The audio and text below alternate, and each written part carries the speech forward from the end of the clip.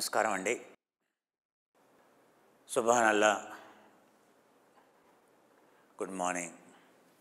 మనం ప్రాణాయామం సూక్ష్మ శరీరం మీద అంటే ప్రాణమయ కోశం, మనోమయ కోశం, విజ్ఞానమయ కోశం, ఈ 3 కోశాలని మనం సూక్ష్మ శరీరం అని అంటాం. 17 తత్వాలతో కూడినటువంటి సూక్ష్మ శరీరం, 11 వాయువులతో కూడినటువంటి ప్రాణమయ కోశం, పంచేంద్రియాలు మరియు మనసుతో కూడినటువంటి మనోమయ కోశం, బుద్ధి మరియు అహంతో కూడినటువంటి విజ్ఞానమయ కోశం, ఇవన్నీ శుద్ధి చేస్తే మాచ్యూరిటీ ఎవరి లోపలైతే పరిపక్వత వస్తుందో దాన్ని ఏమంటాం? పరిపక్వత చెందినటువంటి దాన్ని పండితుడు అని అంటాం, పండు అని అంటాం. పండగ రోజు ఏం తినాలి? పండు తినాలి. పండు తింటే పండగ కాదు, పండు తినాలి. ఎందుకని? పండటానికి పండు తినాలి.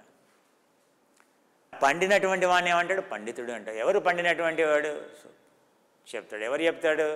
బుద్ధుడే చెప్తాడు. అసేవనాచ బాలానన్ పండితానంచ సేవానన్ పూజేచ పూజనేయానన్ ఏతం మంగళమోత్తమం.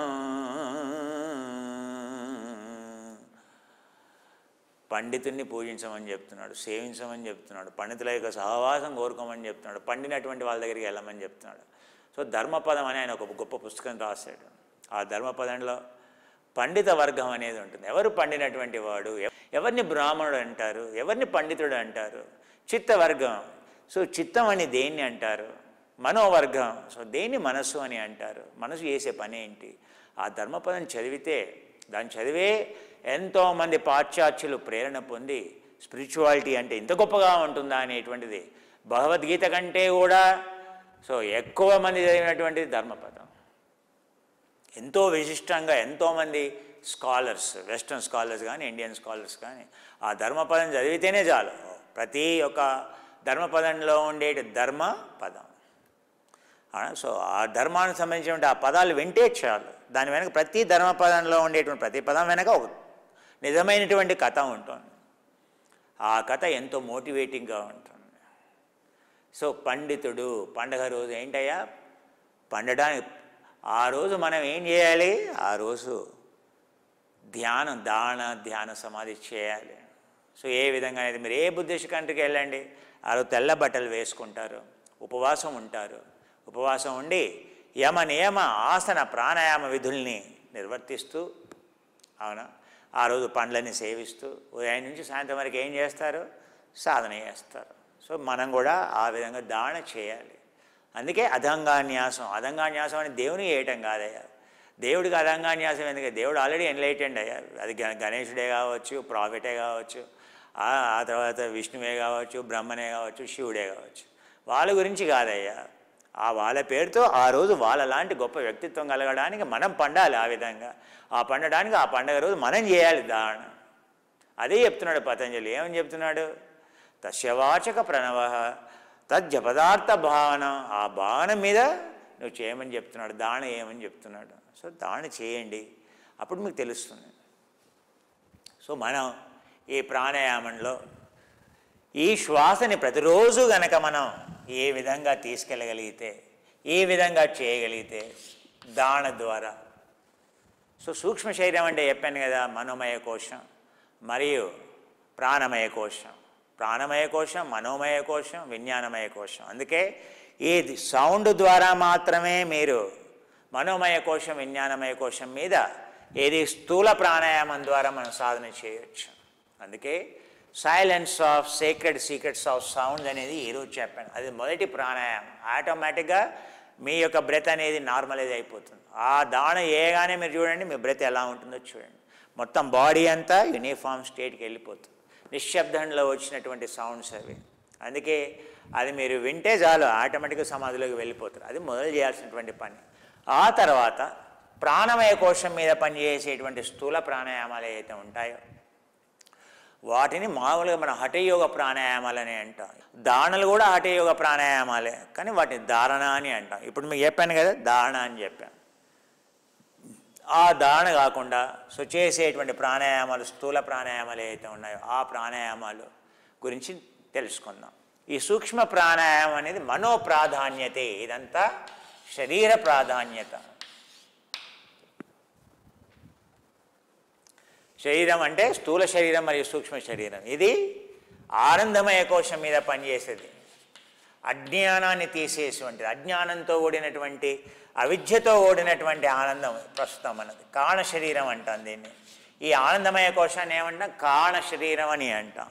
ఈ కారణ శరీరం దేనికి కారణం? మన దుఃఖానికి కారణం ఎక్కడుంది? ఈ ఆనందమయ కోశంలో ఉంది. అవిద్యతో కూడినటువంటి, అజ్ఞానంతో కూడినటువంటి ఆనందమయ కోశం ఇది. అకుశలమైనటువంటి చిత్తాలతో కూడినటువంటి ఆనందమయ కోశం. అందుకే దాన్ని ఏ విధంగా మార్చాలి? ఆ అవిద్యని తీసివేసి విద్య చేత ఏం చేయాలి? అక్కడ ఉండేటువంటి కారణాన్ని తీసివేసి చిత్తాల్ని తీసివేస్తే, అకుశలమైనటువంటి యోగ చిత్తవృత్తి నిరోధ, ఆ చిత్తాల్ని తీసివేస్తే ఆ ఆనందం అనేది ఏ విధంగా మారుతుంది? సచ్చితానందంగా మారుతుంది. సచ్చితానందం అని అంటాం. సచ్చితానందం.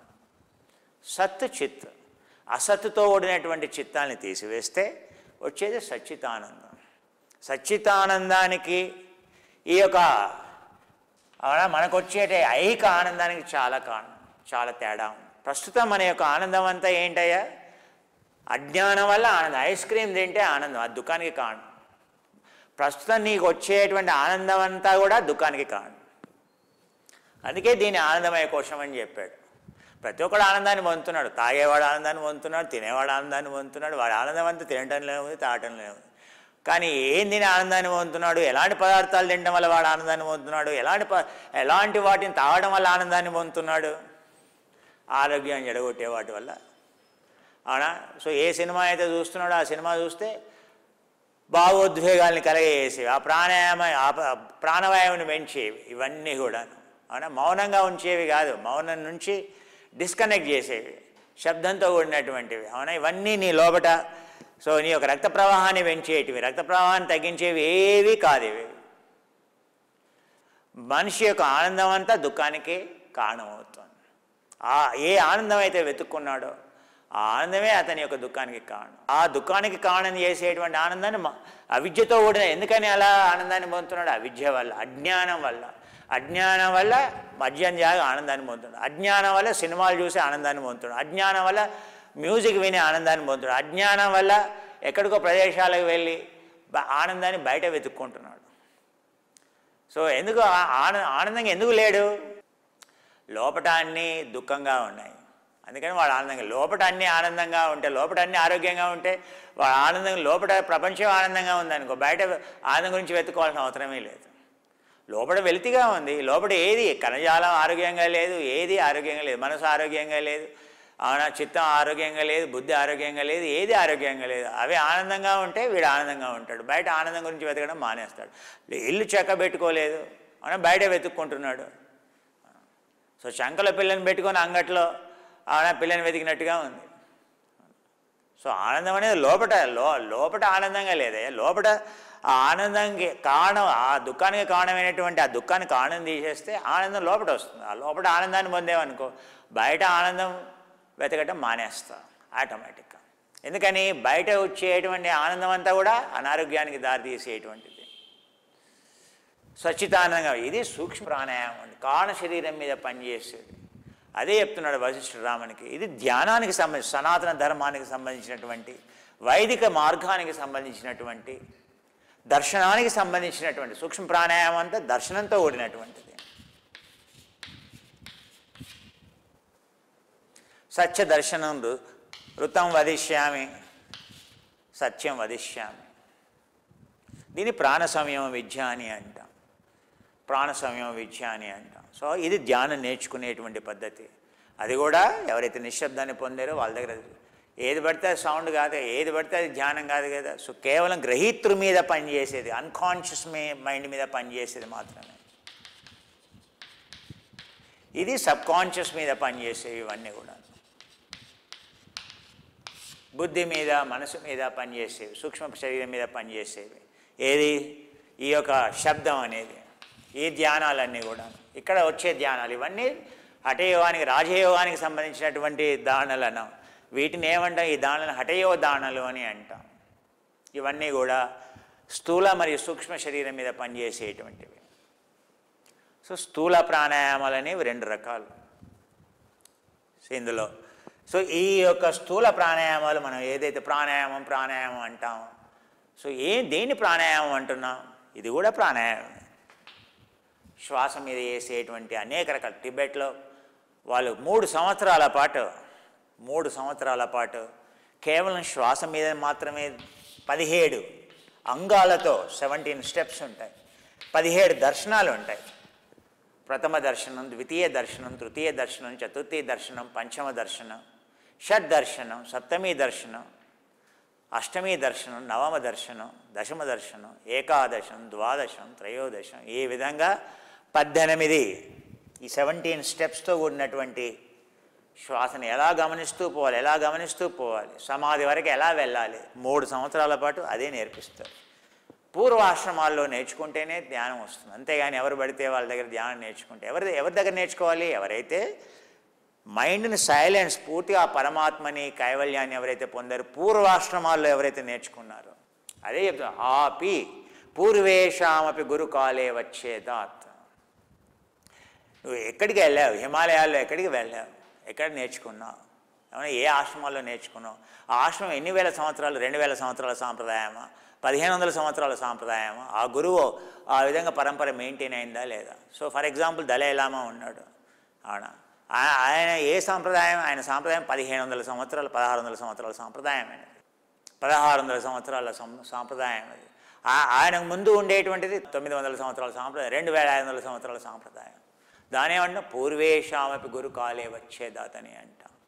సో ఆ విధంగా చేసేది. ఇప్పుడు స్థూల ప్రాణాయామాలు అనేవి హఠయోగ ప్రాణాయామాలు. మీరు భస్తిక అంటారు, కపాలభాతి అంటారు, అగ్నిసార్ అంటారు. ఇవన్నీ ఏం ప్రాణాయామాలు? ఎవరు పడితే వాళ్ళు అంత ప్రాణాయామం ఎక్స్పర్ట్స్ అయిపోయారు. అవునా? సో ప్రాణాయామం అనేది ఏదో ఆసనాల కంటే కూడా ప్రాణాయామం సూక్ష్మమైనటువంటిది. అంటే ఏంటి? ఎందుకు సూక్ష్మమైనది? ఆసనాలు అంటే ఏంటి? అన్నమయ కోశం మీద పనిచేసి, అన్నం లేకుండా నువ్వు 10 రోజులైనా ఉండొచ్చు, 20 రోజులు కాదు, నెల రోజులైనా ఉండొచ్చు. ఏది? అన్నం తినకుండా. అవునా? సో ఎందుకని? శరీరంలో స్టోర్ అయి ఉన్నటువంటి కొవ్వు కరుగుతుంది, ఆ తర్వాత మాంసం కరుగుతుంది. అది కరగడానికి, నువ్వు మరణించడానికి కనీసం ఏది ఆహారం మానేసినా కూడా 1 నెల రోజులు, 2 నెలలు శుభ్రంగా బతుకుతావు. అవునా? అందుకని ఆహారం అనేది, అన్నం అనేది అంత అర్జెంట్ ఏమీ కాదని అర్థం. అది లేకుండా కూడా నువ్వు మనగలవు. అందుకే దానికి అంత ఇంపార్టెన్స్ లేదు. స్థూల శరీరానికి అంత ఇంపార్టెన్స్ లేదు. స్థూల శరీరం కంటే సూక్ష్మ శరీరం చాలా ముఖ్యం. ఎందుకని? ఈ యొక్క స్థూల శరీరానికి దేనికి? అన్నం బ్రహ్మేతి వ్యజానాత్. అన్నం అనేది దీని యొక్క ఆహారం. సో అన్నం లేకుండా స్థూల శరీరం ఉండగలుగుతుంది. నెల కాదు, 2 నెలలు కాదు, 3 నెలలు కూడా ఉండగలుగుతుంది. మరి ప్రాణమయ కోశానికి ఏంటి ఇన్పుట్? ప్రాణం. ప్రాణం అంటే ఏంటి? శ్వాస. శ్వాస లేకుండా నువ్వు ఎన్ని రోజులు ఉండగలుగుతావు? శ్వాస లేకుండా ఉండేటువంటి వాళ్ళని ఏమంటారు? మునులు అంటారు. లేదా శ్వాస లేకుండా ఉన్నాడు అంటే వాడు చచ్చిపోయాడు అని అర్థం. 2 శ్వాస లేకుండా ఉండేటువంటి వ్యక్తులు 2. ఒకటి యోగులు, 4వ సమాధిని పొందినటువంటి వ్యక్తులు, లేదా ఎన్లైటన్మెంట్ పొందినటువంటి వ్యక్తులు, లేదా చనిపోయినటువంటి వ్యక్తి. అవునా? వాడు పడిపోగానే ఇక్కడ ఏళ్ళు పెట్టి చూస్తాడు డాక్టర్. అంటే ఏంటి? శ్వాస ఆగిపోయిందంటే వాడు పోయినట్టు. శ్వాస లేకుండా ఎంతకాలం ఉండగలం? ప్రస్తుతం మనలాంటి ఎవరైతే స్థూల ప్రాణాయామం ఎవరైతే ప్రాక్టీస్ చేశారో, కృష్ణమాచార్యులు మా గురువర్యులు స్థూల ప్రాణాయామం చక్కగా ప్రాక్టీస్ చేశాడు. ఆయన సూక్ష్మ ప్రాణాయామం చేయలేదు. ఆయన కేవలం స్థూల ప్రాణాయామం ద్వారా మాత్రమే, స్థూల ప్రాణాయామం వల్ల 1.5 మినిట్ ఆపగలిగాడు శ్వాస. 1.5 నిమిషం ఆపగలిగాడు. సో నేను పడుకున్నప్పుడు నా గుండె ఎన్నోసార్లు ఆగిపోతుంది, నా శ్వాస నేను ఎన్నోసార్లు ఆగిపోతుంది. సో మా డాక్టర్లే అడిగారు, సో నేను పనిచేసే చోటు, ఏంటి ఆయన గుండె ఇలా ఆగిపోతుంది? సో వాళ్ళు తెలుసుకున్నారు నేను బాగా ధ్యానం చేస్తానని, యోగా చేస్తానని. అవునా? అది సహజం. ఎందుకని? సో 1.5 మినిట్ అనేది ఆగిపోతుంది. దేనివల్ల? సో స్థూల ప్రాణాయామం వల్ల. మీరు కొన్ని సెకండ్లు ఆగిపోతే చాలు, ఒక 30 సెకండ్స్ ఆగిపోయిందో, 1 మినిట్ ఆగిపోయింది అనుకోండి, అవుట్, చచ్చిపోయినట్టు లెక్క. అన్నం తినకుండా 2 నెలలు ఉండొచ్చు, కానీ శ్వాస లేకుండా 1 నిమిషం బతకలేము. ఒక నిమిషం. యోగులైతే టిబెట్కి వెళ్ళండి, ఆ గుహలో వాడు అలా ఒక బాక్స్ ఉంటుంది, ఒక 1/2 మీటర్ లోపలికి ఒక బాక్స్ పెట్టి అందులో కూర్చుంటాడు అంతే. సో 3 సంవత్సరాలు శ్వాస మీద ధ్యానం చేసిన తర్వాత, ఆ 3 సంవత్సరాల తర్వాత గురువు వస్తాడు. గురువు అంటే లామా, రిపోంచే అంటాడు. వచ్చి చూస్తాడు, చెక్ చేస్తాడు. వీడికి నిజంగా ఇంట్రెస్ట్ ఉంది, ఇంకా వీడికి ముందుకు వెళ్ళొచ్చు, సమాధి వచ్చేసింది వీడికి, వాడిని ఫారెస్ట్లోకి, అరణ్యంలోకి పంపిస్తాడు. నెక్స్ట్ 12 సంవత్సరాలు అరణ్యవాసం ఉంటుంది. 12 సంవత్సరాలు. అందుకే మీరు మహాభారతం చదివినా, రామాయణం చదివినా అరణ్యవాసం ఉంటుంది. అంటే ఏంటి? అరణ్యవాసానికి వెళ్ళముందే వీళ్ళు సమాధి వచ్చిందని అర్థం అనమాట. సమాధి వచ్చిన తర్వాతనే అరణ్యంలోకి వెళ్తారు, అజ్ఞాతవాసంలోకి, అరణ్యవాసంలోకి వెళ్తారు. అక్కడ కథ వేరు. రామాయణంలో రాముడు సీత అరణ్యంలోకి వెళ్ళినా, లేదా మహాభారతంలో పాండవులు అరణ్యవాసం చేసిన స్టోరీ ఏంటయ్యా అంటే, మనం ఏదో మామూలుగా ఏదో యుద్ధము, వాడిని గెంటేశారు, రాజ్యం ఇవ్వలేదు, ఏదో కైకేయి అడిగింది అందుకని పంపించాడు, లేకపోతే ఏదో దుర్యోధనుడు అడిగాడు. అక్కడ స్టోరీ అది కాదు. చెప్పింది ఎవడు? కృష్ణద్వైపాయన వ్యాసుడు. వ్యాసుడు ఎవరయ్యా? పూర్తి ఎన్లైటెండ్ పర్సన్. అందుకని ఆయన ఏం చెప్తున్నాడు? సో 12 సంవత్సరాలు అరణ్యంలోకి పంపిస్తారు. 3 సంవత్సరాల లోపల ట్రైనింగ్ ఇచ్చిన తర్వాత ఇంకా అప్పుడు వాళ్ళకి ఆహారం మానేస్తారు. ఆహారం ఎప్పుడో ఒకసారి పంపిస్తారు అంతే. ఎందుకని? ఆహారం యొక్క అవసరం తగ్గిపోయింది. వాడి యొక్క శ్వాసనే లేదు, ఇంకా ఆహారం ఎందుకయ్యా వాడికి? అప్పుడు ఆ లామా అని 12 సంవత్సరాలు అరణ్యంలోకి పంపిస్తాడు. ఆ 12 సంవత్సరాల్లో మళ్ళీ వెనక్కి వస్తే అతను ఒక మొనాస్ట్రీకి లామా అవుతాడు. వెనక్కి రాలేదు, అతను ఏ గుహలోనూ తపస్సు చేసుకుంటూ ఆ బాక్స్లో కూర్చుంటాడు, ఇంకా అంతే. సో శరీరం ఎప్పుడో 80 సంవత్సరాలకు మళ్ళీ శరీరంలో ఎంటర్ అయ్యి చనిపోబోయే ముందు అప్పుడు శరీరాన్ని వదిలేసి వెళ్ళిపోతాడు అంతే. ఎవరో కొద్దిమంది మాత్రమే అరణ్యంలోకి వెళ్ళి మళ్ళీ ప్రజలకు మేలు చేద్దాం, మళ్ళీ వీళ్ళకి మెడిటేషన్లు చెప్పుదామని కొద్దిమంది మాత్రమే వెనక్కి వస్తారు. అలాంటి వాళ్ళు లామాలు అవుతారు. ఎవరైతే అరణ్యంలోకి వెళ్తారో అలా గుహలో ఉండిపోతారు. నేషనల్ జియోగ్రఫిక్ ఛానల్, డిస్కవరీ ఛానల్లో వాళ్ళు పరిశోధనలు చేశారు. సో టిబెట్లో మారుమూల ప్రాంతాల్లో 45,000 రకాలైనటువంటి ఐస్ మౌంటైన్స్ ఉంటాయి. ఆ కేవ్స్లోకి వెళ్తే అక్కడ ఉండేటువంటి ఏది లోకల్ వాళ్ళని అడిగితే వాళ్ళు చూపిస్తారు, అది ఆ గుహ అని. అక్కడికి వెళ్ళి వాళ్ళు ఎప్పుడైతే తవ్వి చూసారో, అన్ని తవ్వి చూస్తే అందులో ఇలాగే తపస్సు యొక్క చేసేటువంటి భంగిమలో కూర్చొని, అది కూడా ఒక ప్రత్యేక ఆసనం ఉంటుంది. ఏది ఆ బాక్స్లో ఎలా కూర్చుంటారు? ఇలా కూర్చుంటారు. ఆ బాక్స్లో ఇలా కూర్చుంటారు. ఆ బాక్స్లో ఆ కళేబరం ఇలాగే ఉంటుంది శరీరం అనేది. అంటే దాని అర్థం ఏంటి? 3 సంవత్సరాలకి ఆ మొనాస్ట్రీ వదిలేశారు, ఆ కేవ్లోకి వెళ్ళారు, ఆ బాక్స్లో ఇలా కూర్చున్నారు. మీరు హంపి క్షేత్రంలోకి వెళ్ళి ఆ శివాలయం ఏదైతే ఉంటుందో, ఏది భూగర్భంలో ఉండేటువంటి శివాలయంలోకి వెళ్ళి మీరు ఆ యొక్క హంపి క్షేత్రం గోడల మీద కనుక చూసినట్టయితే మీకు ఈ పోస్చర్ కనిపిస్తుంది. ఇదేం పోస్చర్ అయ్యా? ఇది మెడిటేషన్ పోస్చర్, హఠయోగంలో ఉండేటువంటి మెడిటేషన్ పోస్చర్. ఎందుకని? ఎవరైతే పద్మాసనంలో కూర్చోలేరో వాళ్ళు ఏంటి? ఒక వస్త్రం ఇలా కట్టుకుంటారు, కట్టుకొని ఇలా కూర్చుండిపోతారు. ఇలా కూర్చొని కళ్ళు మూసుకొని, మీకు అందరు లామాలందరూ కూడా ఎవరైతే అరణ్యంలోకి వెళ్ళి కేవ్లోకి శూన్యాగార గతోవా, ఎవరైతే గుహలోకి వెళ్తారో మళ్ళీ రారో వాళ్ళు ఇలా కూర్చుంటారు కళ్ళు మూసుకొని. ఆ నేషనల్ జియోగ్రఫిక్ ఛానల్ వాళ్ళు, ఆ డిస్కవరీ ఛానల్ వాళ్ళు ఇలాంటి వాళ్ళని ఎన్నో కనుక్కున్నారు టిబెట్లో. వాళ్ళకి ఆశ్చర్యమైంది. కొన్ని వందల సంవత్సరాలైనా కూడా ఆ శరీరం అలాగే ఉంది. శరీరాన్ని వదిలేసి వెళ్ళిపోయారు. ఆ శరీరం ఇంకా కూడా డిగ్రేడ్ కాలేదు. ఈజిప్ట్లో ఉండేటువంటి మమ్మీలాగా పెద్ద పెద్ద పిరమిడ్లో పెట్టలేదు, మామూలు గుహల్లో అలాగే వాళ్ళ శరీరం చెక్ చెదరకుండా ఉంది. వాటి మీద ఎక్స్పెరిమెంట్ చేయాలని వాళ్ళు ఏదో అమెరికాకి తీసుకెళ్ళబోతే అప్పుడు రియలైజ్ అయ్యి గవర్నమెంట్ ఆపేసింది ఎయిర్పోర్ట్లో. అదొక పెద్ద కాంట్రవర్సీ. మనకి ఎంతసేపు మనకు అన్ని బిజినెస్ మోడల్స్ కావాలి. యోగులు ఏంటి, స్పిరిచువాలిటీ ఏంటి, అరే వాళ్ళ ఇది కాదు, వాళ్ళని గినియాపిక్స్ లాగా ఎక్స్పెరిమెంట్ చేద్దాం వాళ్ళ మీద, ఎలా సాధ్యమైంది, ఎంతసేపు మనకి ఇదే గొడవ. అంతేగాని అరే వాడు అలా పొందాడు, అలా ధ్యానం నేర్చుకుందామా, ఆ టెక్నాలజీ మన మామూలు జనాలకి ఇస్తే ఎంత మేలు జరుగుతుందనేటువంటి ఆలోచన లేదు. వాడు శరీరం తీసుకుపోయి కోసేసి దాంట్లో ఏం తెలుస్తుందయ్యా? ఆ మెడిటేషన్ చేస్తే ఒక సమాధి వస్తుంది, కానీ ఆ శరీరం కోసేస్తే, ఆ మైండ్ కోసేస్తే ఏం వస్తుంది? సో స్థూల ప్రాణాయామం ద్వారా స్థూల శరీరం కంటే సూక్ష్మ శరీరం ఎందుకు ముఖ్యం? ఎందుకు ప్రాణాయామం ముఖ్యం? అవునా? అసలు ఆసనాలే సరైనటువంటి గురువు దగ్గర నేర్చుకోమని చెప్తున్నాడు. అలాంటిది ప్రాణాయామం అనేది కొన్ని సెకండ్లు ఆగిపోతేనే అవునా మరి నువ్వు ఉండవు. ప్రాణాయామం అనేది ఇప్పుడు నువ్వు 6 లీటర్లు కన్జ్యూమ్ చేస్తున్నావు అనుకో, నువ్వు మంచి ప్రాణాయామం చేస్తే 1.5 లీటర్లకి వెళ్ళిపోవాలి. నీ రెస్ట్ హార్ట్ రేట్ మంచి ప్రాణాయామం చేస్తున్నావు లేదు, లంగ్స్ కెపాసిటీ నార్మల్స్గా పెరగాలి. పెరుగుతుందా? నేను చాలామంది యోగా టీచర్లు 50 సంవత్సరాలు 70 సంవత్సరాలు 80 సంవత్సరాల వయసులో గుండె జబ్బులు వచ్చి చనిపోతున్నారు. గుండె జబ్బుతో అయ్యంగారు గారు కూడా అంత ఫేమస్ అయ్యంగారు టీచర్ కూడా ఆవిడ గుండె జబ్బుతో చనిపోయారు. అవునా? ఎందుకని? ఆసనాల వల్ల శ్వాస అనేది కొంతవరకు మేలు జరుగుతుంది. ప్రాణాయామం అనేది చాలా ముఖ్యం.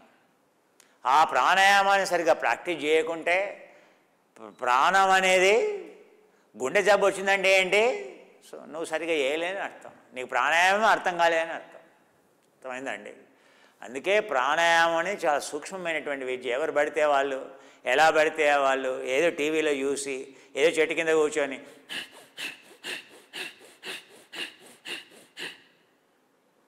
అలా వేసేది ప్రాణాయామం అని.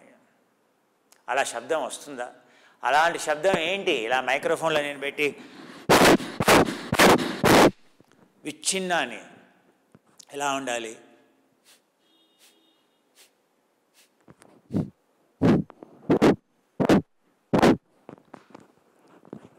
నిశ్శబ్దంలో కన్స్ట్రక్షన్ జరుగుతుంది.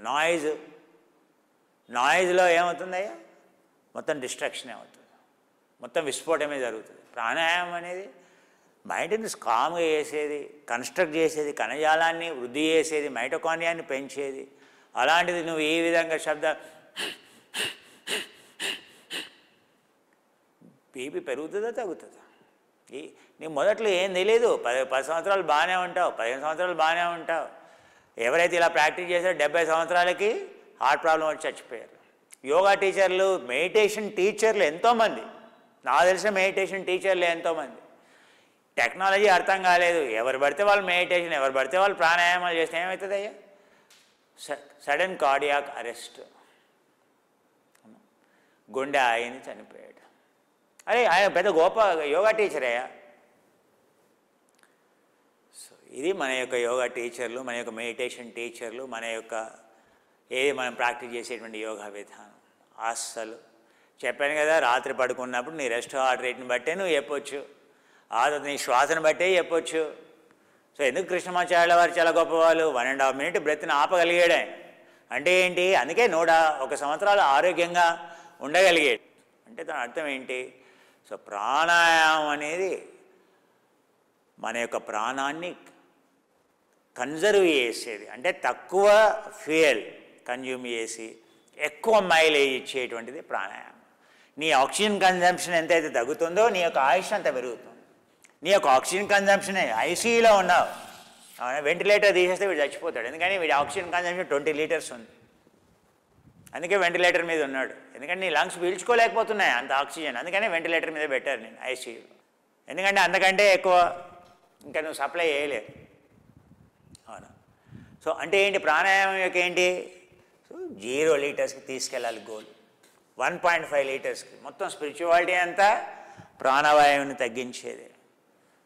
అందుకే ప్రాణాయామంలో ఉండేటువంటి భేదాలు కానీ, సో మన యొక్క నిత్య జీవితంలోనే, నిత్య నైమితిక కర్మల్లోనే ప్రాణాయామం ఉంది. ప్రతిరోజు ఏం చేయాలి? మనం ఇండియాలో కరన్యాసం చేయాలి, అంగన్యాసం చేయాలి, ఆ తర్వాత ప్రతిరోజు అదాంగాన్యాసం చేయాలి, ప్రతిరోజు ఏం చేయాలి? ప్రాణాయామం చేయాలి. ప్రతిరోజు ఏం చేయాలి? ఓం భూర్భువస్వహ విదుర్వరేణ్యం భర్గో దేవస్య ధీమహి ధియో యో నః ప్రచోదయాత్. ఏదో నామకే వస్తాయి, ఏందో ఇది ఏందో. ఓం భూర్భువస్వహ విదుర్వరేణ్యం భర్గో దేవస్య ధీమహి ధియో యో నః ప్రచోదయాత్. ఇదా ఇంకా అదేదో మళ్ళీ ఒకరి మించి ఒకడు. నాకు నీకు తెలుసా గాయత్రి సాధన తెలుసా? యోగ యాజ్ఞవల్కుడు భార్య అయినటువంటి గార్గికి చెప్తున్నాడు ఎలా ప్రాణాయామంతో ఎలా గాయత్రి సాధన చేయాలి అని చెప్తున్నాడు. అది ఏది చదివి పుస్తకం చదివి జనాలు సాధన మొదలుపెట్టారు, ఏది ఎలా చేయాలని. మొదలు నేను చెప్పినట్టు వినాయక చవితి రోజు చెప్పినటువంటి దాన సాధన చేయండి, అప్పుడు తెలుస్తుంది దాన అంటే ఏంటి, ధ్యాన అంటే ఏంటి, సమాధి అంటే ఏమిటి. ఎన్ని శ్వాసల కాలం పాటు నీ మనసు ఆగితే దాన్ని ధ్యానం అంటారు, ఎన్ని శ్వాసల కాలం పాటు నీ మనసు ఆగిపోతే దాన్ని సమాధి అంటారు. ఎన్ని శ్వాసల కాలం పాటు ఉంటే దాన్ని ధారణ అంటారు. దాని యొక్క నిడివే శ్వాసకాలం. ఆ శ్వాసకాలాన్నే ధ్యానం అంటారు. శ్వాసకాలాన్నే స్థూల ప్రాణాయామాల్లో శ్వాసకాలాన్నే దాన ధ్యాన సమాధి అంటారు. మీరు ఆ యొక్క దాన వేయండి, ఆటోమేటిక్గా మీ మైండ్ అందులోకి వెళ్ళిపోతుంది. అంటే అది ప్రాణాయామం, అది స్థూల ప్రాణాయామం. ఏ విషయాలు ఎప్పుడైతే అర్థమవుతాయో అప్పుడు మీకు ప్రాణాయామం యొక్క విశిష్టత తెలుస్తుంది. If once you see this honey, highest, what do you call Manuka factor, Australian honey, 24 Manuka factor is the highest. So this is a 24 honey, Indian Manuka honey. But this is not only just not a Manuka factor, but antioxidant activity, electron donor capacity, the pollen diversity in this honey. It is all Himalayan forest range it is. You see the honey mix here, the kind of the honeys we collect. There is nowhere in the world you get this honey quality. Do you understand how much we studied the phytochemistry? Each honey we have studied. For each honey we studied more than 25 parameters. The criteria of choosing a particular honey. So the way we choose, I have not written here exact ratios, just 4%, that's not correct. Actually, having the highest Manuka antibiotic and highest antioxidant activity honeys, we use more. Less antioxidant activity, we use less. Like that, each honey has particular quality. So those honeys in those proportions we have added into this. If there is any honey that is highly scientifically evolved effective, it is this honey. Do you understand? My honey.